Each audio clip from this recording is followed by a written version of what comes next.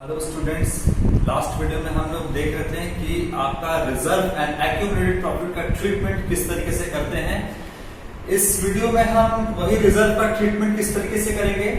तो हम देखते हैं कि workman compensation reserve. Last video में मैंने भी इसके बारे में बात कर रखा है कि वर्कमैन कंपनसेशन रिजर्व क्या होता है। जो रिजर्व है अल्टीमेटली वो बनाया जाता है आपके प्रॉफिट से।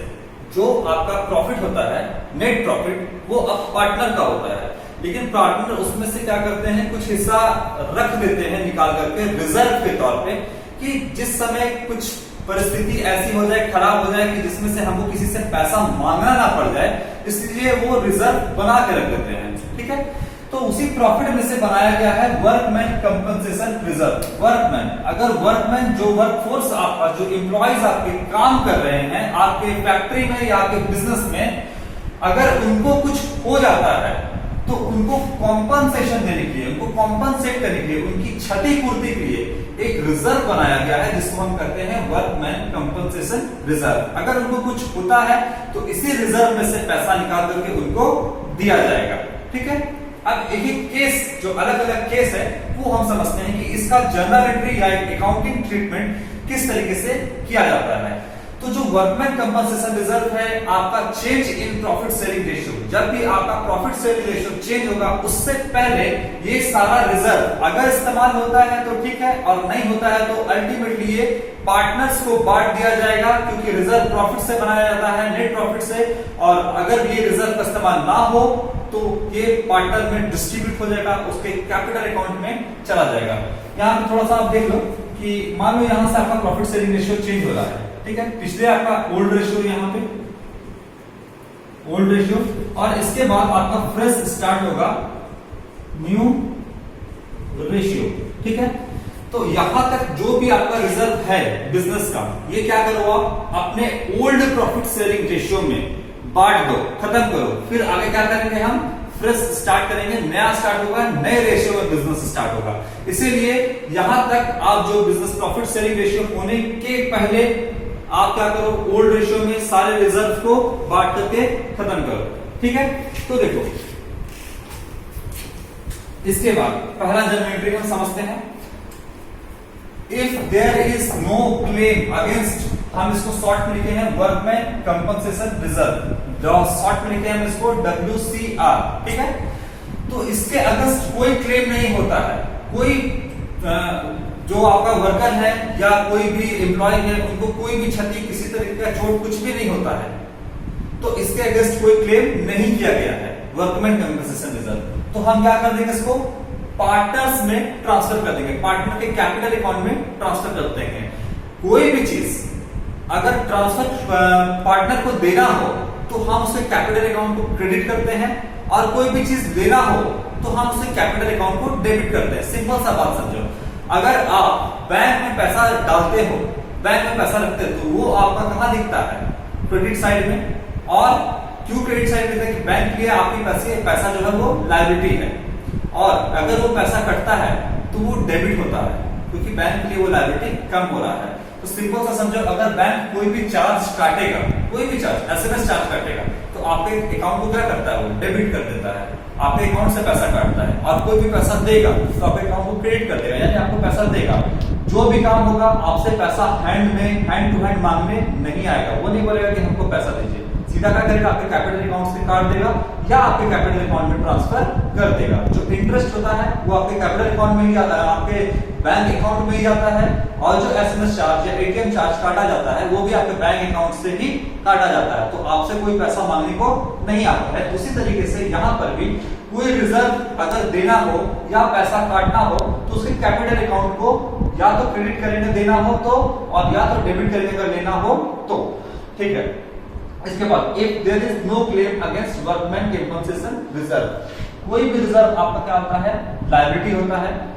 यहां पर कोई क्लेम नहीं किया गया है, उसी तरीके का कोई पैसा मांगा नहीं गया है, तो इस रिजर्व को अल्टीमेटली कहां ट्रांसफर कर देंगे, पार्टनर के कैपिटल अकाउंट में। ट्रांसफर करने का क्या रूल है, वर्कमैन कंपनसेशन जो रिजर्व है वो लायबिलिटी होने के कारण क्रेडिट होना चाहिए था, क्योंकि ऑल लायबिलिटीज क्रेडिट, सारा लायबिलिटी का होता है, क्रेडिट होता है। ट्रांसफर करना है, इसको उठाकर डेबिट करेंगे। तो वर्कमैन कंपनसेशन रिजर्व जो आपका रिजर्व है इसको क्रेडिट से उठा के डेबिट किए। अब इसको कहां ट्रांसफर करना है, इसको ट्रांसफर कर देंगे हम पार्टनर्स के कैपिटल अकाउंट में, क्योंकि जो भी पैसा दिया जाएगा उसे कैपिटल अकाउंट में ट्रांसफर कर दिया जाएगा, कोई क्लेम नहीं था। तो पार्टनर को सारा का सारा कैपिटल जो आपका रिजर्व है वो पैसा दे दो। तो दे दिए सारा, लिखेंगे workman compensation reserve account debit to partners capital account, है ना। और किस रेशियो में, तो ओल्ड प्रॉफिट शेयरिंग रेशियो में, जो हमारा ओल्ड रेशियो होगा उसमें हम पार्टनर को दे देंगे। मान लो कि 50,000 का आपने रिजर्व बनाया था, कोई क्लेम नहीं किया, तो पूरा का पूरा 50,000 क्या करेंगे हम ट्रांसफर कर देंगे पार्टनर्स के कैपिटल अकाउंट में। दूसरा सिचुएशन हम देखते हैं क्या है, if claim for workman compensation reserve is lower than the amount of workman compensation reserve, जो रिजर्व में आपने पैसा रखा था उससे कम क्लेम किया गया है। मान लो कुछ पैसा रिजर्व से मांगा गया है, क्लेम किया गया कि हमको इतना पैसा दो वर्कमैन की तरफ से, एम्प्लॉइज की तरफ से, तब क्या होगा, देखो हम क्या करेंगे, वर्कमैन कंपनसेशन रिजर्व को उठा करके डेबिट करेंगे। डेबिट कर दिए यहाँ पर, मान लो कि ये आपका हम हाइपोथेटिकल ये आपका फिगर ले रहे हैं 50,000, कोई आपका एग्जांपल में नहीं है, हम अपने मन से ले रहे हैं आपको समझाने के लिए। 50,000 रुपए का रिजर्व हम बना के रखे थे। अब क्लेम किया गया, बोला गया कि हमको 20,000 रुपए क्लेम किया गया कि हमको 20,000 रुपए चाहिए कंपनसेशन के तौर पे वर्कमैन की तरफ से, अपने एम्प्लॉइज की तरफ से। तो देखो क्या करेंगे, टू प्रोविजन प्रावधान था किसके लिए, for workman compensation claim, claim आया कि हमको 20,000 रुपया चाहिए, तो 20,000 रुपए आपको क्या करो क्रेडिट कर दो, यानी कि वर्कमैन को दे दो। 50,000 में से 20,000 रुपए क्लेम किया गया, तो ये तो देना पड़ गया आपको 20,000 रुपए, यहाँ देखो क्रेडिट साइड में कितना पैसा और बचा रह गया, 30,000 और बचा रह गया। ये 30,000 अल्टीमेटली किसका है, पार्टनर का है, तो पार्टनर को दे दो। Workman compensation reserve account debit claim किया गया, टू क्रेडिट साइड में provision for workman compensation reserve 20,000 रुपए चला गया आपका, बचा कितना 30,000 रुपए बचा, उसको क्या कर दो आप पार्टनर्स के कैपिटल अकाउंट में ट्रांसफर कर दो। कितना में, कितना अमाउंट है 30,000 रुपए, तो 30,000 ट्रांसफर कर दो किस प्रॉफिट शेयरिंग रेशियो में, ओल्ड प्रॉफिट शेयरिंग रेशियो में, ठीक है। 50,000 का रिजर्व था, 20,000 क्लेम किया गया, 30,000 रुपए बचा, 30,000 रुपए पार्टनर को दे दो, बात खत्म। आगे आओ, तीसरा केस देखते हैं, if the claim is equal to workman compensation reserve, जितना उनका रिजर्व था पूरा का पूरा पैसा मांग लिया गया, ठीक है। देखो यहाँ पर वर्कमैन कंपनसेशन रिजर्व उठा के फिर से इसको डेबिट की, क्रेडिट होना चाहिए था। इस बार पैसा मांगा गया कितना, 50,000 का हमारा रिजर्व था, या रिजर्व है, बोलो 50,000 का रिजर्व है। Provision for workman compensation claim, कितना क्लेम किया गया, बोला कि 50,000 रुपए हमको पूरा चाहिए, पूरा कंपनसेशन चाहिए, तो 50,000 रुपए आप किसको दे दिए, पूरा वर्कमैन को दे दिए, पूरा आप कंपनसेशन के तौर पे, क्षतिपूर्ति के तौर पे आप पूरा का पूरा अमाउंट आप ट्रांसफर कर दिए workman provision for workman compensation claim account में, पूरा का पूरा पैसा। तो पार्टनर के लिए कोई पैसा बचा, 50,000 का रिजर्व था, 50,000 रुपए आपने दे दिया, कोई पैसा नहीं बचा, तो पार्टनर को कोई भी पैसा नहीं जाएगा, पैसा पूरा खत्म हो गया, ठीक है। ये तीसरा केस था। अब चौथा केस हम लोग देखते हैं क्या है, if the claim is more than the amount of workman compensation reserve, अगर वर्कमैन कंपनसेशन रिजर्व हम बनाए हुए हैं और उससे ज्यादा का कोई क्लेम कर दे, तब क्या होगा, देखो क्या होता है इसके बाद। वर्कमैन कंपनसेशन रिजर्व को उठाकर फिर से हम यहाँ पर डेबिट किए, मेरे पास रिजर्व था 50,000 का, ठीक है। अभी इस बीच वाले को भूल जाओ, यहां पर जो लिखे इसको भूल जाओ। इसके बाद देखो to provision for workman compensation claim, कितने का क्लेम किया, 60,000 रुपए का, कि हमको कंपनसेशन के तौर पे 60,000 रुपए चाहिए, आपको देना पड़ेगा वर्कमैन को। रिजर्व बनाया था 50,000, क्लेम किया गया 60,000 रुपए आपका, तो जो 60,000 क्लेम किया गया है, हमने तो रिजर्व 50,000 का ही बनाया था, 10,000 और कहां से लाए हम, तो इसमें क्या हो गया कि आपको 10,000 रुपए का जो आपका ऑनर है उसको अपने प्रॉफिट में से या अपने कैपिटल में से पैसा को निकाल करके देना होगा। तो देखो वर्कमैन कंपनसेशन जो आपका कंपनसेशन रिजर्व है वो 50,000 का है, ये पूरा अमाउंट आपको देना होगा। साथ ही साथ आपको यहाँ पर 50,000 को देना ही होगा, साथ ही साथ आपको 10,000 का नुकसान भी हो रहा है, यानी आपको कैपिटल अकाउंट से निकाल के इसको देना होगा।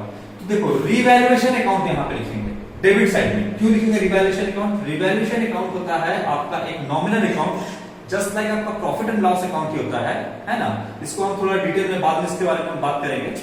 आपका प्रॉफिट एंड लॉस अकाउंट की तरह ये होता है।